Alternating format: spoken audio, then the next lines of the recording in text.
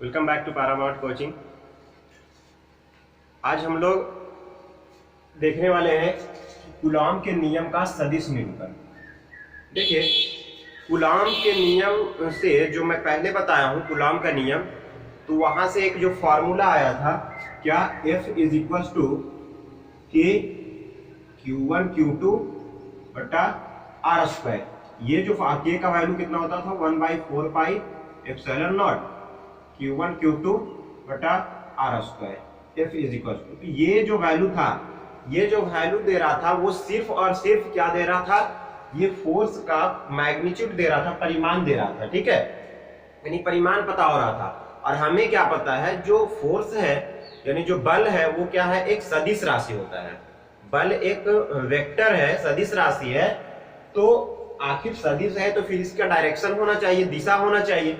तो फिर ये दिशा नहीं बता रहा है यहाँ पे, ये सिर्फ और सिर्फ क्या दे रहा है, हमें परिमाण दे रहा है। और सदिश राशि में परिमाण और दिशा दोनों होता है। तो कूलॉम के नियम से केवल परिमाण ही नहीं, दिशा भी हम ज्ञात कर सकते हैं। और वो दिशा ज्ञात करने के लिए हम यहाँ देखेंगे कूलॉम के नियम का सदिश निरूपण, यानी सदिश निरूपण हम कैसे करेंगे जिसमें हमें दिशा का भी ज्ञान हो जाए। ठीक है, तो चलिए हम बताते हैं इसको। देखिए,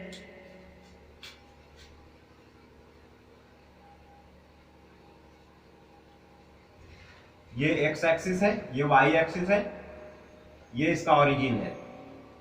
मान लेते हैं Q1 और Q2 दो चार्ज इस प्रकार से रखे हैं। Q1 यहाँ पे एक चार्ज है Q1 और यहाँ पे एक चार्ज है Q2। ये ओरिजिन से, अब देखिए इसके लिए ना आप क्लास 11th का वेक्टर क्लियर होना चाहिए, वेक्टर की जानकारी थोड़ा बहुत होना चाहिए, तो आप इसको बहुत बेहतर समझ पाएंगे। ठीक है, जो क्लास 11 फिजिक्स में मैं वेक्टर पढ़ाया हूं ना, वेक्टर सदिश, तो उसको क्या, उसका थोड़ी बहुत नॉलेज होनी चाहिए, तो आपको ये बहुत क्लियर समझ में आएगा। देखिए, एक होता है पोजीशन वेक्टर, जहां ये दोनों रखे हैं, मूल बिंदु से इसका दिशा अगर दिखाना होता है तो उसको हम क्या कहते हैं, स्थिति सदिश। तो Q1 की स्थिति सदिश क्या होगा, मूल बिंदु से इसकी दिशा, ये Q1 की स्थिति सदिश है जिसको हम R1 लिख देते हैं। ठीक है, और सदिश को एक एरो से दिखाया जाता है, उसके ऊपर ये एरो लगा है। Q2 की स्थिति सदिश, ये है Q2 की स्थिति सदिश, और इसको हम क्या मान लेते हैं, R2 मान लेते हैं, R2 वेक्टर। ये पोजीशन वेक्टर है, Q1 का पोजीशन वेक्टर R1, Q2 का पोजीशन वेक्टर R2। अब देखें Q2 की दिशा Q1 के सापेक्ष क्या होगा, Q1 से Q2 किस तरफ है, तो इस तरफ है ना, थोड़ा सा टेढ़ा हो गया।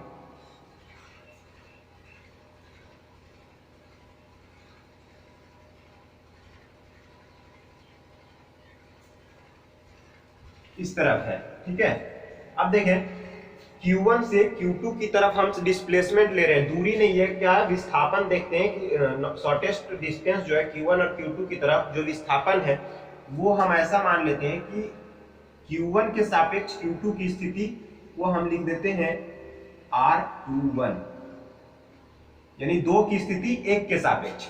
अगर इससे इधर मापना हो तो हम इधर डायरेक्शन दिखाएंगे और क्या लिखेंगे, R12 लिखेंगे। लेकिन हमको वेक्टर फॉर्म प्राप्त करना है, और इतना बता दें कि ये जितना बल लगाएगा इसके ऊपर, ये भी उतना ही बल लगाएगा इसके ऊपर।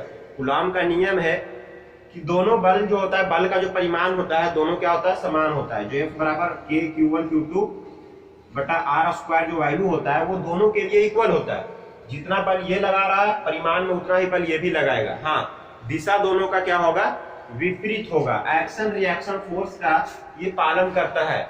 आपको क्लास 11 में पढ़े हैं ना, न्यूटन का थर्ड लॉ, न्यूटन का तीसरा नियम क्या कहता है, प्रत्येक क्रिया के बराबर विपरीत प्रतिक्रिया होती है। तो कूलॉम के नियम में भी ये लागू होता है कि आवेशों के बीच भी वही होता है। परिमाण में मतलब न्यूटन का तीसरा नियम क्या था कि अगर ये एक वस्तु है, ये दूसरा वस्तु, ये वस्तु जितना इस पर बल लगाएगा, ये वस्तु भी उतना ही इस पर बल लगाएगा, लेकिन उसकी दिशा विपरीत होगा। यहाँ पे भी वैसा ही है, ये आवेश जितना इस पर बल लगाता है उतना ही आवेश, उतना ही बल ये भी आवेश इस पर लगाता है। ठीक है, लेकिन दोनों का डायरेक्शन क्या होता है, ऑपोजिट होता है।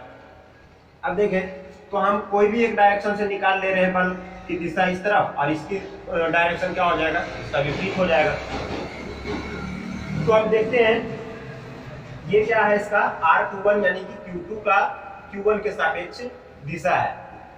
ठीक है, अब देखिए आपको क्लास 11 में वेक्टर में पढ़ाया गया होगा कि सदिश योग का त्रिभुज नियम, सदिश योग का त्रिभुज नियम यानी ट्रायंगल लॉ क्या बताया गया होगा कि ये एक वेक्टर है। देखिए हम इसको अलग करके ऐसे दिखाते हैं कि मान ली ये एक वेक्टर है, ठीक है, ये एक वेक्टर है, मतलब ये एक वेक्टर और ये एक वेक्टर, तो इसका रिजल्टेंट जो होता है, परिणामी सदिश जो होता है ये होता है। एक वेक्टर ये जा रहा था, मतलब इसका हेड इसका टेल है ना, इसका ये हेड है और इसका टेल ऐसे जुड़ा हुआ है, और फिर टेल से इसके हेड को मिला, ये परिणामी कहलाता है, ये परिणामी सदिश है। और ए वेक्टर ये है, ये बी वेक्टर है, तो ये परिणामी सदिश जो होता था वो क्या लिखते थे, ए प्लस बी वेक्टर लिखा जाता था। ठीक है, परिणामी सदिश आर लिख देते थे, रिजल्टेंट वेक्टर आर बराबर ए प्लस बी, ये दोनों का योग कर देते थे। ठीक है, तो ऐसे ही यहाँ पे देखें कि ये एक वेक्टर है, फिर इस तरफ ये वेक्टर है, और यहाँ से ऐसे इसको हेड को मिला दिया जा रहा है, ये वाला जो R2 होगा वो क्या करेगा, परिणामी की तरह कार्य करेगा। ठीक है, क्लियर है? तो चलिए मैं इसका लैंग्वेज लिख देता हूं। माना कि Q1 एवं Q2, माना कि Q1 एवं Q2 दो आवेश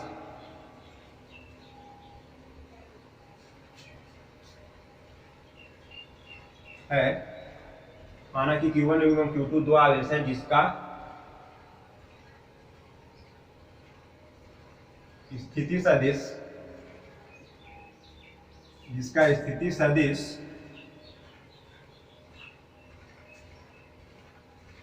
R1 एवं R2 है,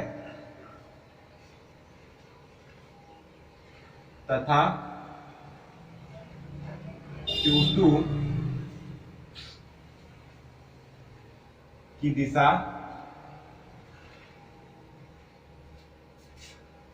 Q1 के सापेक्ष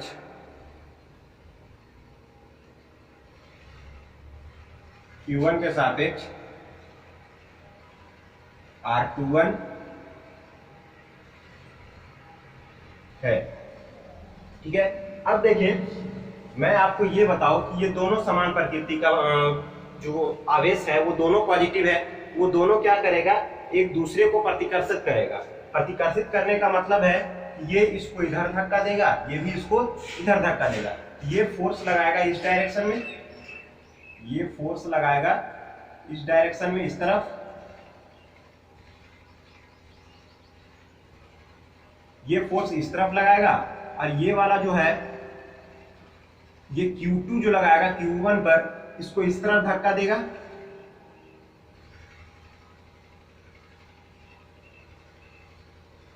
फिर इसका जो डायरेक्शन होगा वो इस तरफ होगा। ठीक है, इसका डायरेक्शन इस तरफ होगा, इसका डायरेक्शन इस तरफ होगा। अच्छा, इस पर जो बल होगा वो क्या लिख देंगे हम, F21, F2 पर बल किसके द्वारा, यानी Q2 पर बल 2 पर बल 1 के द्वारा। इस पर बल का मान क्या लिख देंगे, F12 1 पर 2 के द्वारा। ठीक है, तो देखते यहां से आप त्रिभुज नियम लगाएंगे, हम क्या लिखेंगे, त्रिभुज नियम से। अच्छा, ये लिख दे कि यहां R1,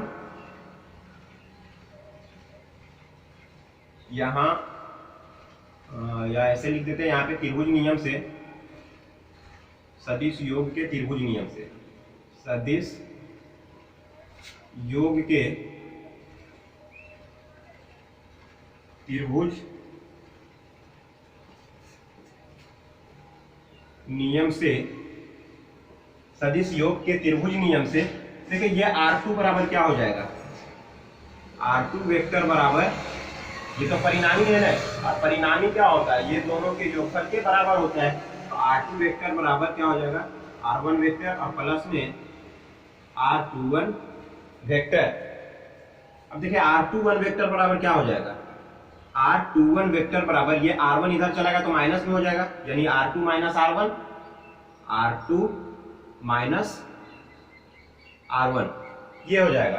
दोनों में हम दोनों तरफ क्या कर दे रहे हैं, मॉड लगा दे रहे हैं, ठीक है। अभी इसका यूज हो जाएगा मॉड के लिए, R21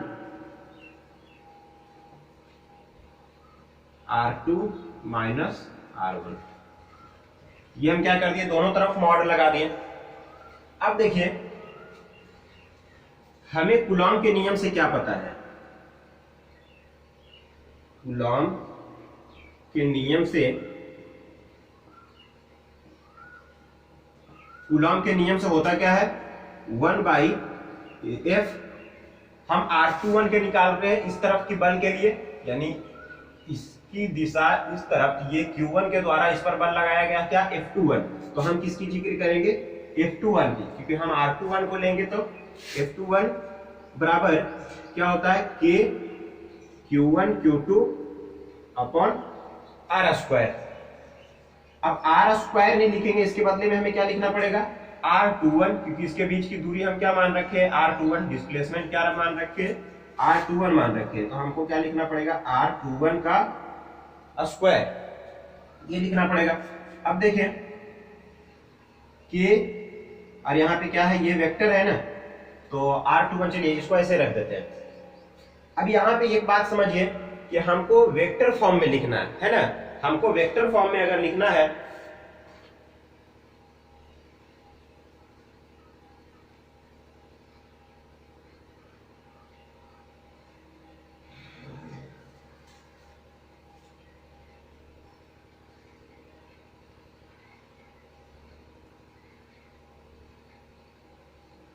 यानी F21 बराबर क्या हो गया, K Q1 Q2 बटा R स्क्वायर।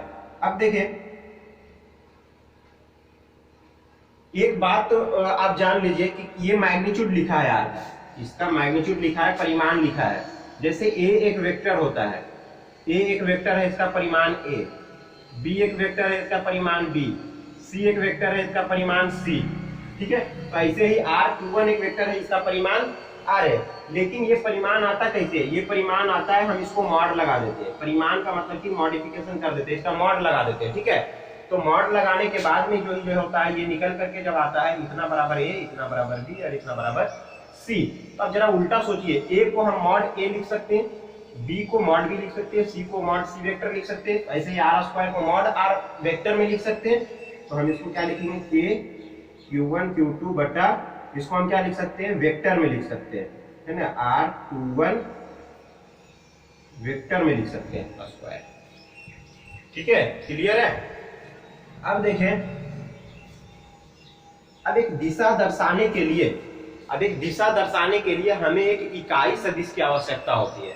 इकाई सदिश यानी एकांक सदिश की आवश्यकता होती है, जिसका वैल्यू 1 होता है। अभी क्लियर कर देते हैं, आप नहीं भी पढ़े 11 तो आपको प्रॉब्लम नहीं आएगा। आप एक बात समझिए कि जैसे A एक वेक्टर है, हमें इसका इकाई सदिश लिखना है, कोई ये वेक्टर है, इसका हमें इकाई सदिश लिखना है, तो हम इस वेक्टर में इसके मॉडुलस से भाग दे देते हैं, इसके मॉडुलस से भाग दे देंगे, ठीक है। इसके मॉडुलस से भाग दे देंगे, इसका वैल्यू क्या हो जाता है, A कैप, और A कैप को हम क्या कह देते हैं, इकाई सदिश, और इसका वैल्यू 1 होता है, ठीक है। जैसे B कोई वेक्टर है और इसके मॉड से हम भाग दे देंगे, तो ये बन जाएगा B कैप, और B कैप क्या है, एक इकाई सदिश है, ठीक है। तो ऐसे ही यहाँ पे इसका इकाई सदिश हमको दिखाना है यहाँ पे ऐसे ही हमको इसका इकाई सदिश दिखाना है। तो देखिए, तो ये वेक्टर है, फोर्स, इस पे तीर का निशान लगा दें।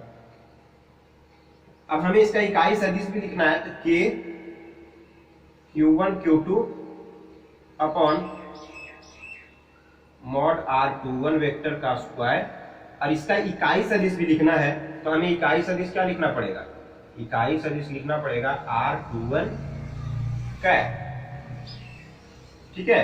तभी तो दिशा दिखाएंगे कि R21 के अनुदिश इसका क्या कर रहा है, बल कार्य कर रहा है। अब देखिए, K Q1 Q2 upon R21 square. अब देखिए यहाँ पे R21 कैप को हम क्या लिख सकते हैं, ये आता कैसे है, अभी तो पता है कि ए वेक्टर बटा मॉड ए वेक्टर बराबर ए कैप। ए कैप कैसे आता है, इसके वेक्टर में इसके मॉडुलस से भाग देके। तो ये कैप कैसे आया होगा, इसके वेक्टर में इसके मॉडुलस से भाग देके, यानी R21 वेक्टर में इसके मॉडुलस से भाग देके। इससे इसको हम क्या लिख सकते हैं, ऐसा लिख सकते हैं। तब देखिए K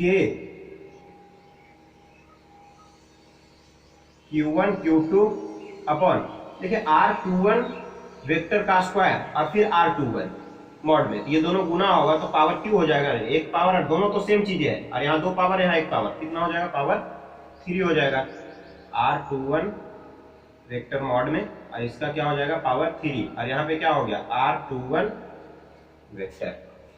ठीक है, तो यहां से देखें कि Q1 Q2 बटा R21 मॉड में है। देखिए मॉड R21 को हम क्या लिख सकते हैं, यहां से इसको फर्स्ट कर दे अगर, तो R21 मॉड से यहां से हम क्या लिख सकते हैं, मॉड R21 बराबर R2 माइनस R1। हम लिख सकते हैं R2 minus R2 vector minus R1 vector, और इसका पावर क्यू है ना, 3 पावर है, 3 लिखे, और वेक्टर R21 बराबर क्या लिख सकते हैं, R21 बराबर R2 minus R1, R2 minus R1 vector, ये लिख दिया R21 बराबर R2 minus R1 vector, F is equal to F21 is equal to. ठीक है, तो मेन रूप से यही एक वेक्टर फॉर्म है, और इसी को K का वैल्यू हम लिखते हैं अगर, तो F21 बराबर 1/4 पाई एप्सिलॉन नॉट, K का वैल्यू होता है 1/4 पाई एप्सिलॉन नॉट, और बाकी ये क्वांटिटी लिख देते हैं पूरा Q1 Q2 बटा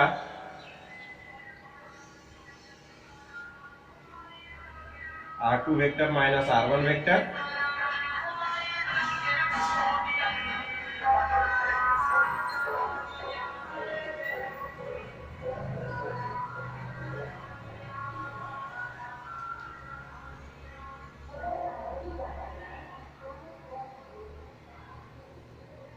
इसमें पावर 3 है, और इनटू में क्या हो जाएगा, R2 vector minus R1 vector.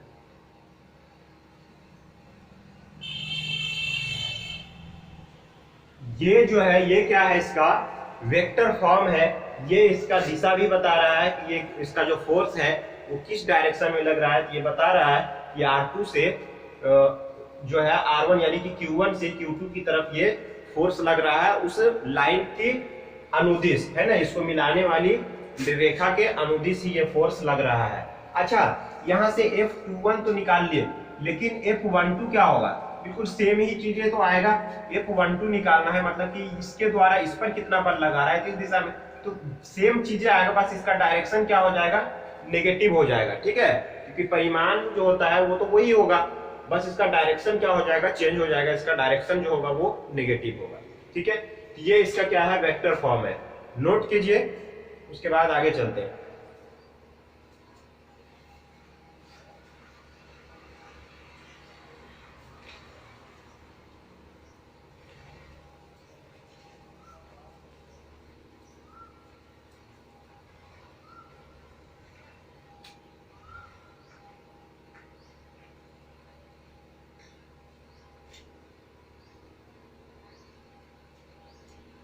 चलिए, हो गया।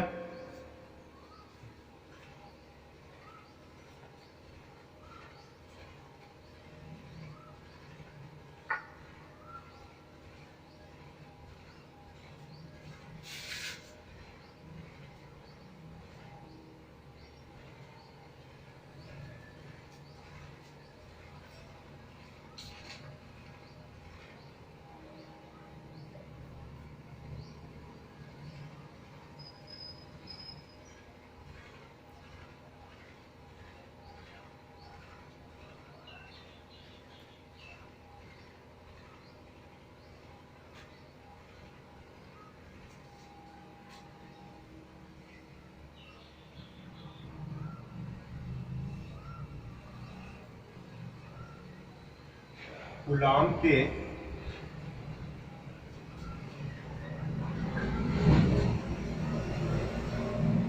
नियम की सीमाएं,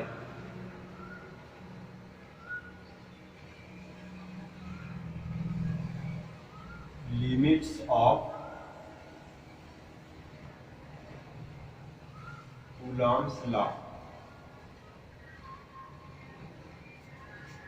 देखिए, कूलॉम के नियम की सीमाएं, सीमाएं मतलब समझते हैं, मतलब उसका लिमिटेशंस कहां तक है, यानी उसमें आप समझे एक तरह से, उसमें कहां तक हम लिमिट हो सकते हैं, उसमें कहां क्या समझ जाए एक तरह से कि कमी रह गया है, वो बताया जा रहा है। इसमें कूलॉम के नियम की सीमाएं में सबका एक लिमिट होता है, ठीक है। तो कूलॉम के नियम का भी एक लिमिट है, वो लिमिट क्या है, वो दो लिमिट है, ठीक है, दो लिमिटेशंस है इसके।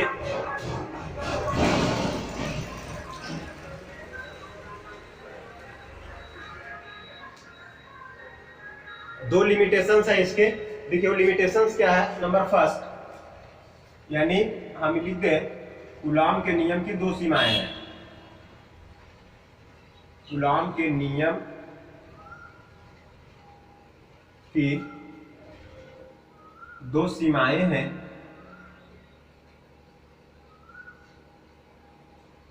नंबर फर्स्ट और नंबर सेकेंड। देखिए नंबर फर्स्ट क्या कहता है, कूलॉम के नियम की सीमाएं क्या है कि, और ये एग्जाम में 2 नंबर में पूछा जाता है, ठीक है। तो कूलॉम के नियम का जो फर्स्ट सीमा है, वो फर्स्ट लिमिटेशन जो है वो क्या है, कहते हैं कूलॉम के नियम जो है वो केवल पॉइंट चार्ज के लिए ही मान्य है। पॉइंट चार्ज मतलब बिंदु आवेश के लिए, फैले हुए आवेश के लिए ये मान्य नहीं होता है, ठीक है। तो कूलॉम का नियम का जो फर्स्ट लिमिटेशन है वो क्या है कि कूलॉम का नियम केवल बिंदु आवेशों के लिए ही मान्य है, फैले हुए चार्ज के लिए मान्य नहीं है, ठीक है। दूसरा पॉइंट है कि कूलॉम का नियम जो है वो केवल स्थिर आवेश के लिए मान्य है। किसके लिए? कूलॉम का नियम जो है वो केवल स्थिर आवेशों पर ही लागू होता है, ठीक है। यानी कि गतिमान आवेश पर वह लागू नहीं होता है, गतिशील आवेश पर लागू नहीं होता है, वह केवल क्या होता है, स्थिर आवेशों के लिए ही मान्य होता है। ये दो लिमिटेशंस है कूलॉम के नियम के। मैं यहाँ पे वो चीजें लिख देता हूं, आप भी नोट कर लीजिएगा।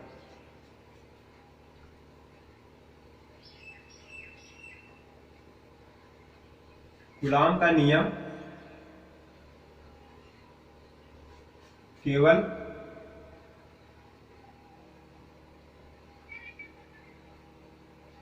बिंदु आवेशों के लिए ही मान्य है।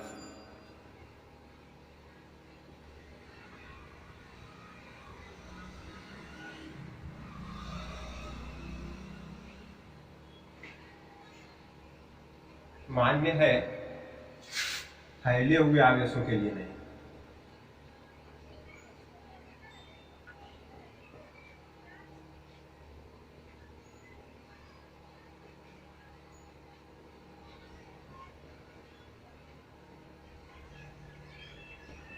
फैले हुए आवेशों के लिए नहीं। दूसरा जो है यह है कूलॉम का नियम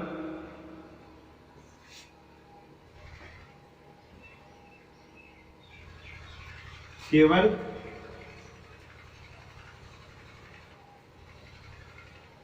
स्थिर आवेशों पर लागू होता है।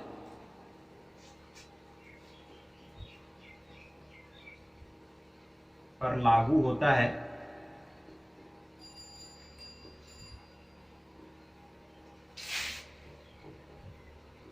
गतिशील आवेशों पर नहीं।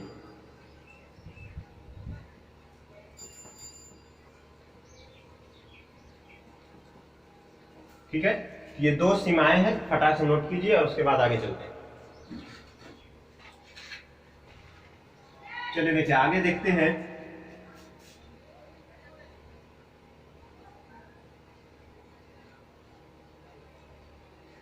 अध्यारोपण का सिद्धांत।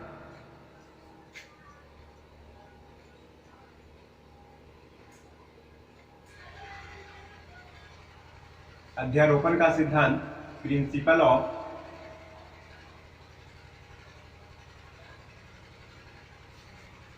सुपरपोजिशन।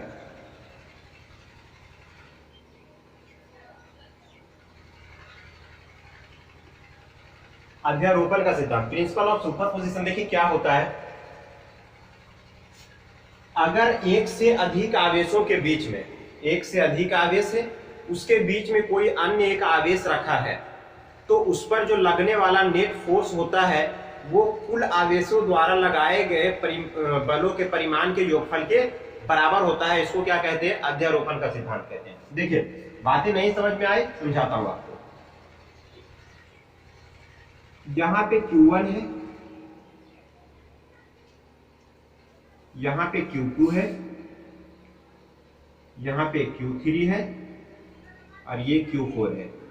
ये चार आवेश है, चार आवेश है, बीच में ये एक चार्ज रखा है Q, बीच में एक चार्ज क्या रखा है Q। ये यहां पे चार आवेश थे, ये आवेश है एक, ये आवेश है और ये एक चार्ज है। ठीक है, Q1 Q2 Q3 Q4 और ये Q बीच में है। ये Q पर ये चारों के द्वारा कितना फोर्स लगाया जाएगा, यानी देखो सभी क्या है, सभी पॉजिटिव है, नेगेटिव भी हो सकता है, सभी एक जैसे आवेश है ना, सब प्लस वाला है, कुछ प्लस कुछ माइनस भी हो सकता है। मैं आपको समझाने के लिए सभी एक जैसा आवेश लिया हूं, ठीक है, सब प्लस आवेश है। अब यहाँ पे चार आवेश के बीच में एक आवेश रखा है, इस पर क्या होगा, ये इसके बीच में प्रतिकर्षण होगा, इसके बीच में भी प्रतिकर्षण होगा, इसके बीच प्रतिकर्षण, इसके बीच प्रतिकर्षण होगा, तो सभी प्रतिकर्षित होगा। अगर कोई नेगेटिव होता तो वो आकर्षित होता उसकी तरफ, तो वो प्रकृति पे डिपेंड करता है। लेकिन मैं यहाँ पे क्या लिया हूँ, सभी एक ही प्रकृति का, यानी सब प्लस चार्ज है। अब इस पर जो कुल बल होगा, कुल नेट फोर्स जो इस पर होगा वो कितना होगा, तो वो नेट फोर्स जो होगा वो इसके द्वारा लगाया गया बल, इसके द्वारा लगाया गया बल, इसके द्वारा लगाया गया बल और इसके द्वारा लगाया गया बल के योगफल के बराबर होगा। यही क्या कहलाता है, अध्यारोपण का सिद्धांत कहलाता है। देखिए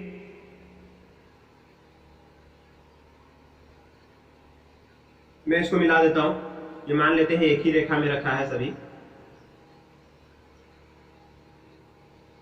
ठीक है। अब देखिए Q4 पर इस पर बल लगाया गया है कितना, यही तो बताना है ना, तो इसके द्वारा इस पर कितना बल लगाया गया और उतना ही बल तो इस पर लगाएगा, जो जितना ये बल लगाएगा इतना उतना ही बल ये इस पर लगाएगा।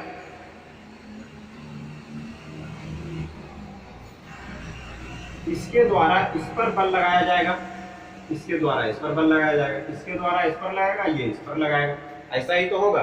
तो देखिए Q3 के द्वारा इस पर जो बल लगेगा किस दिशा में, इस दिशा में, Q3 द्वारा इस दिशा में बल लगाया जाएगा, तो Q3 द्वारा इस दिशा में बल लगाया गया और वो बल क्या है F3। Q1 के द्वारा इस दिशा में बल लगाया जाएगा इस तरफ 1 के द्वारा, तो इसको हम क्या मान लेते हैं F1। Q2 के द्वारा इस दिशा में बल लगाया जाएगा तो इसको हम मानते हैं F2, 2 मतलब कि 2 के द्वारा बल लगाया गया, ठीक है। और Q4 के द्वारा इस तरफ बल लगाया जाएगा तो ये मान लेते हैं हम क्या F4। तो जो यहाँ पे F नेट होगा, Q पर लगाया गया जो चार्ज होगा, यानी आकृति के अनुसार आवेश Q पर जो नेट चार्ज होगा, है ना, नेट चार्ज या कुल चार्ज जो कहें, सॉरी नेट फोर्स, है ना, नेट फोर्स F बराबर क्या हो जाएगा, F1 plus F2 plus F3 और प्लस में F4। ये Q पर इतना चार्ज है, टोटल सभी चार्ज के द्वारा जो टोटल फोर्स होगा वो इतना होगा, और इसी को क्या कहते हैं, अध्यारोपण का सिद्धांत कहते हैं। अच्छा, तो मैं इसको क्या करता हूं, इसका लैंग्वेज यहां पे लिख देता हूं, ठीक है। यदि एक से अधिक आवेश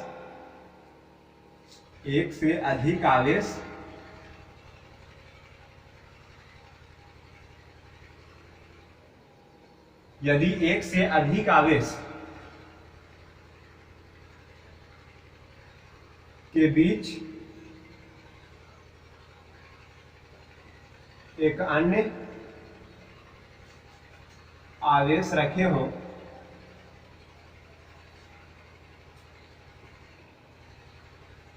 तो उस आवेश पर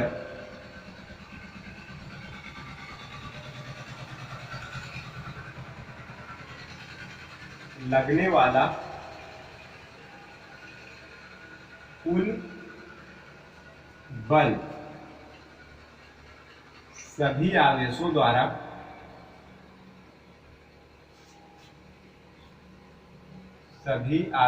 द्वारा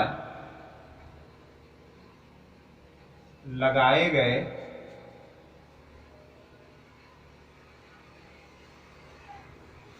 बलों के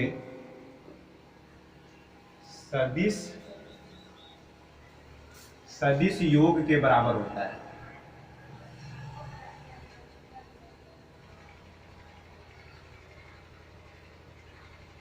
सदिश योग के बराबर होता है, यानी जो F नेट हो जाएगा वो क्या हो जाएगा, F1 plus F2 plus F3 plus F4, ऐसे ही जितना भी होगा।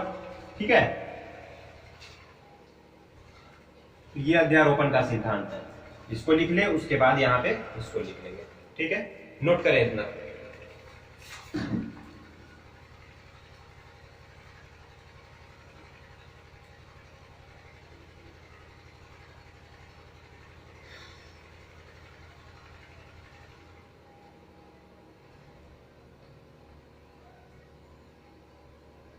अब देखें, इधर मैं एक चीज लिखता हूं, यदि केवल, इसको पॉइंट बना के लिख लेंगे कि यदि केवल दो आवेश हो,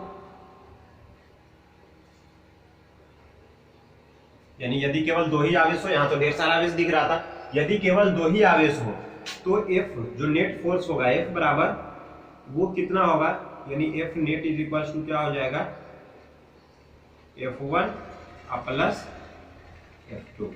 और दो आवेश है F1 प्लस F2 और दो वेक्टर, दोनों वेक्टर है ना, और दोनों वेक्टर को जोड़ने का तरीका क्या होता है, दो वेक्टर को जोड़ने का तरीका क्या होता है, जैसे A और B दो वेक्टर है तो इसको जोड़ने का तरीका क्या होता था, इसका परिमाण निकालने के लिए, मानते रिजल्टेंट ये वेक्टर है, इसका परिमाण निकालने के लिए क्या करते थे, mod R is equal to under root A square plus B square plus 2AB cos theta.